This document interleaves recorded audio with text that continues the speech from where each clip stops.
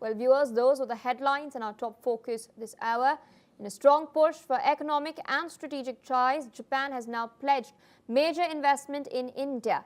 Speaking at the Japan-India Economic Forum in Tokyo, Japanese Prime Minister Shigeru Ishiba has hailed the growing partnership with India. He was joined by Indian Prime Minister Narendra Modi as both leaders witnessed the signing of several cooperation agreements between Indian and Japanese companies. Let's in fact listen in to what both leaders have said. 本日両国の企業の間で多数の協力文書が結ばれたことは、日本がインドに一層投資をし、連携を強化していく決意の表れであり、両国を中心とした強靭なサプライチェーンの構築が着実に進んでいる証。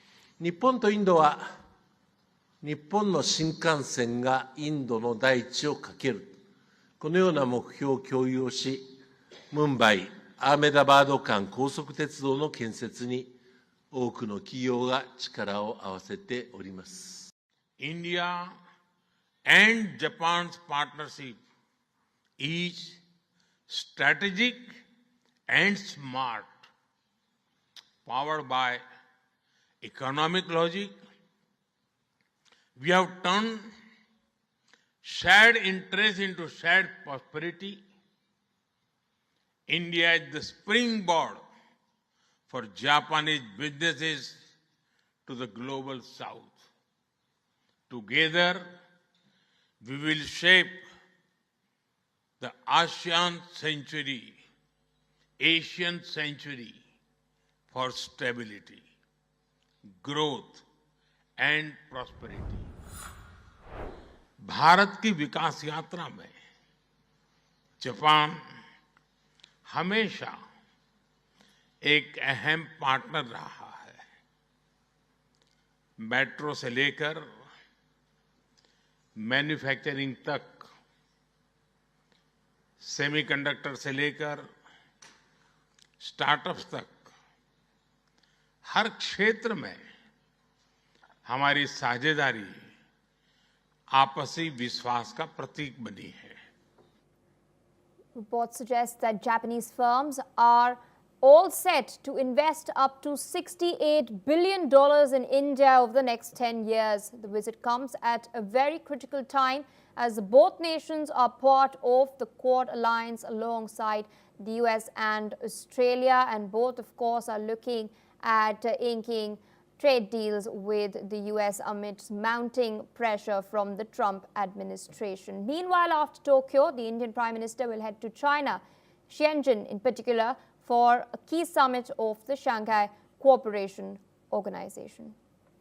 Joining us on the broadcast is Major General A.K. Sivat. She's a defense expert from New Delhi. Thank you so much, sir, for taking out time sitting with us on NewsX World. Interesting development coming. We'd just seen how one of the top negotiators in Japan did not go to the US, cancelled his trip, and he stayed back even as the Indian Prime Minister coincidentally happened to visit Tokyo. And there's a lot of murmur about enhanced cooperation, especially in fields of AI, high-tech rail and semiconductors. What do you make of the future of India-Japan ties? No doubt, Pia. As far as India-Japan ties are concerned, they are on the upswing. You know, the Japan industry, they have already now declared they will be investing about $68 billion in time to come. Now, there is a lot of coordination, cooperation taking place between India and Japan, especially on semiconductor, the critical minerals, then artificial intelligence, and also on the clean energy, and basically also to strengthen the supply chain. So the point which is there between India and Japan, we are a natural ally. We are basically a strategic partner in Quad also, which has got three basic principles: free, open, and inclusive Indo-Pacific, with that three basic issues, especially freedom of navigation, rule-based international order, and maintaining territorial integrity of all nations, including mainland islands. They have a problem with China in East China Sea, especially on Senkaku Island. So therefore, being a part of Quad, both the countries have got a very, very strong defense relationship also. Japan takes part on Malabar exercise. Now, as far as Japan is concerned, it is also doing two, three more things. One thing is that as we are aware that bullet train already track is been under progress from Ahmedabad to Mumbai, which will take about 2, 3 years more. But certainly, what now Japan has agreed that they will do a joint production on basically the E10, which is the fastest train and modern train. This is far better than E3 and E5 as on today, and it is known as the Shinkansen bullet trains, which will be jointly produced in India itself. That is a very important thing. Then another thing is unified complex radio antenna. This also is being jointly produced by India and Japan. And the third very important thing is a lunar polar exploration mission. That LUPEX, what is happening is that it will help us in our Chandrayaan 5. So therefore, the coordination and cooperation of Japan and India is of a paramount. Both very strong, you can say, democracy. Both are now showing, not basically going down as far as the US is concerned. The pressure tactics which is applied by Donald Trump as far as the signing of tariff deal is concerned. So free trade agreement will be only signed on the terms which is being given by India and Japan, not the US. So basically both are standing together. I suppose the relation between India and Japan will go further from here onward, especially in terms of artificial intelligence, which is very important.